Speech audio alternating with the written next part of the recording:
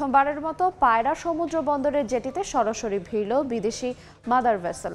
এই জেটিতে 12 মিটার গভীরতার জাহাজ ভিড়তে পারায় বন্দর ঘিরে নতুন সম্ভাবনা দেখছেন সংশ্লিষ্টরা। বিস্তারিত জানাতে পটুয়াখালীর পায়রা বন্দরের প্রথম টার্মিনালে আছেন রিপোর্টার শিকদার জাবির হোসেন। সরাসরি যাচ্ছি তার কাছে।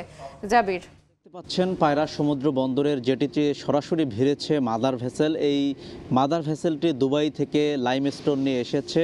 গতকাল বিকেলে এই জাহাজটি জেটিতে এসে পৌঁছায়। তো আপনারা দেখতেই পাচ্ছেন যে এই মুহূর্তে জেটিতে পণ্য খালাস অর্থাৎ লাইমস্টোনগুলো খালাসের কার্যক্রম চলছে। খালাস করে লাইমস্টোনগুলো ট্রাকে করে নেওয়া হচ্ছে। তো আসলে পায়রা সমুদ্র বন্দরের যে প্রথম টার্মিনাল, সেই টার্মিনালটি এখন আনুষ্ঠানিকভাবে উদ্বোধন হয়নি। উদ্বোধন না হলেও এখানে পরীক্ষামূলকভাবে ভেড়ানো হয়েছে মাদার ভেসেল।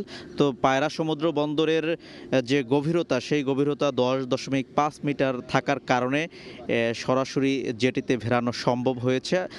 একটি বিষয় আমি জানিয়ে রাখি, সেটি হচ্ছে গত বছর এই সমুদ্র বন্দরের যে রামনাবাদ চ্যানেল, সেই চ্যানেলটিকে 10.5 মিটার গভীরতার জন্য ক্যাপিটাল ড্রেজিং সম্পন্ন করা হয়েছিল। সেই ক্যাপিটাল ড্রেজিংয়ের কারণেই কিন্তু জেটিতে সরাসরি মাদার ভেসেল ভিড়তে পারছে। এটি আসলে বাংলাদেশের মাইল ফলক বলা যায়, কারণ অন্যান্য কোনো বন্দরই সরাসরি জেটিতে এই মুহূর্তে মাদার ভেসেল ভিড়ছে না।